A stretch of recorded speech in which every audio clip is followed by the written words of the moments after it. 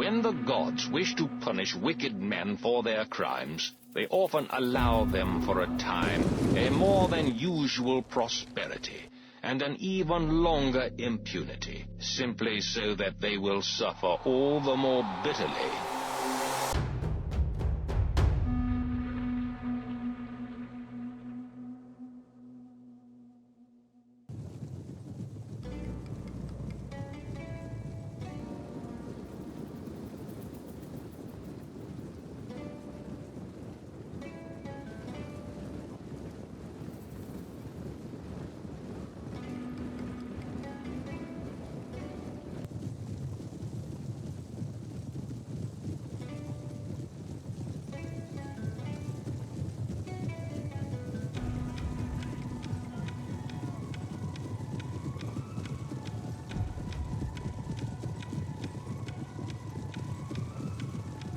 There is a river called the Saone, which flows through the country of the Aedui and Sequani into the Rhone.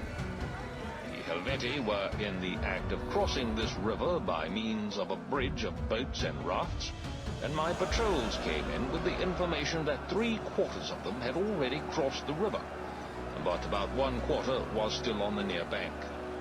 I set out from camp soon after midnight with 3 legions and came up with that division of the enemy which had not yet crossed the river.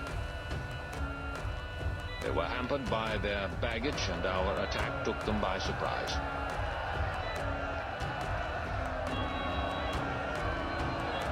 We killed great numbers of them, and the rest took to flight and hid in the forests nearby. This particular division or clan was known as the Tigurini.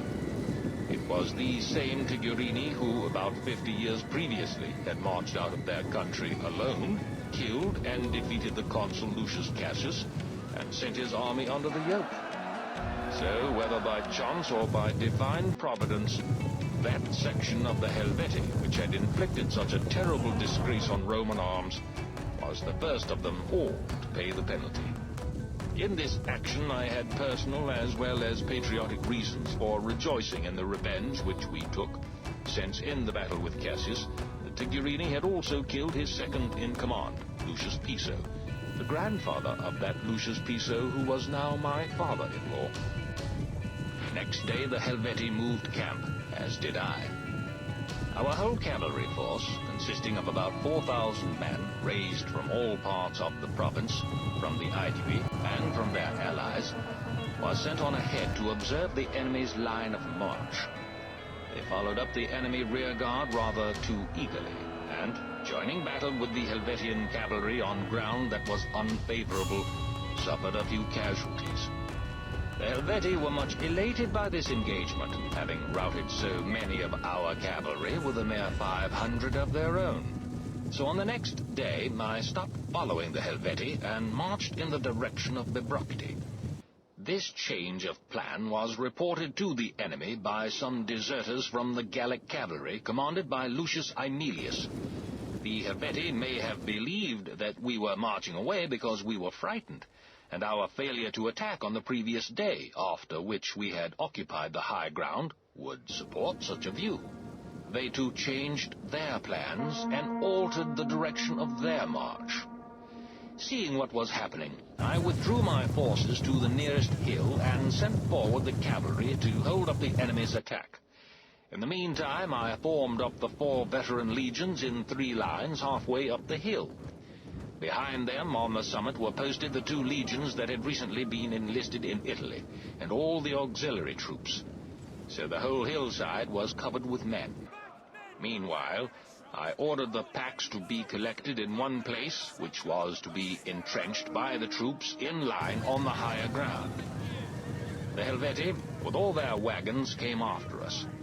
They deposited all their heavy baggage in one place, and then, fighting in very close order, drove back our cavalry and came on in a dense mass up to our front line.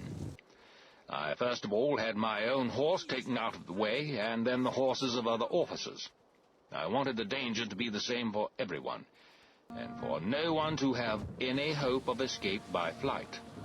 Then I spoke a few words of encouragement to the men before joining battle.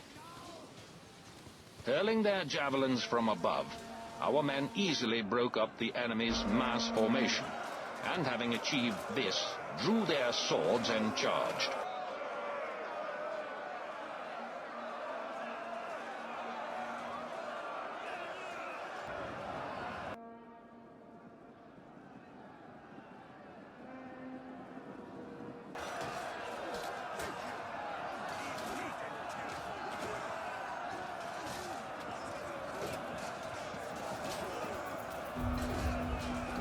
In the end, the wounds and the toil of battle were too much for them, and they began to retire to a hill about a mile away. This hill they occupied, and our men pressed on after them. However, we were now attacked by the Boii and Tulingi, who, some 15,000 strong, had been the rear guard in the enemy's column of march.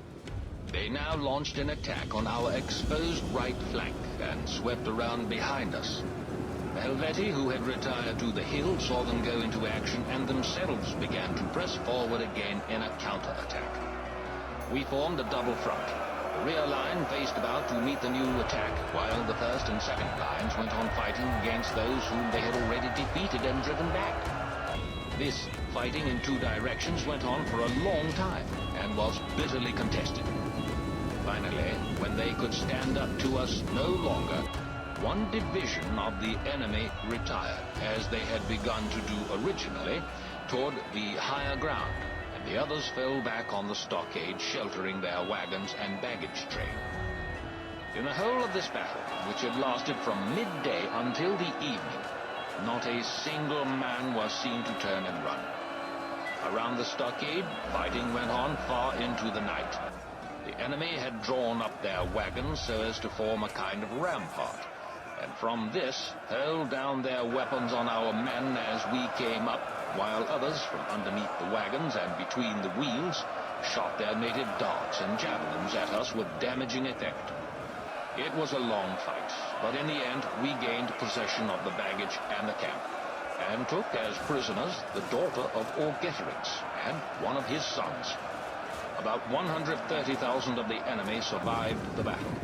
They marched all that night without stopping for a moment's rest, and 3 days later reached the country of the Lingones.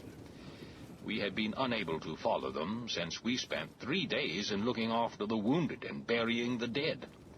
But I sent messengers with letters to the Lingones, warning them not to give the Helvetii food or help of any kind, and threatening, if they did so, to treat them also as enemies. Then, after the 3 days were up, I continued the pursuit, taking the whole army with me. The Helvetii had now no supplies of any kind, and could therefore do nothing except send a deputation to discuss terms of surrender. Their representatives met me on the road. Flinging themselves on the ground before me in the attitude of suppliants, and with tears streaming from their eyes, they begged for peace,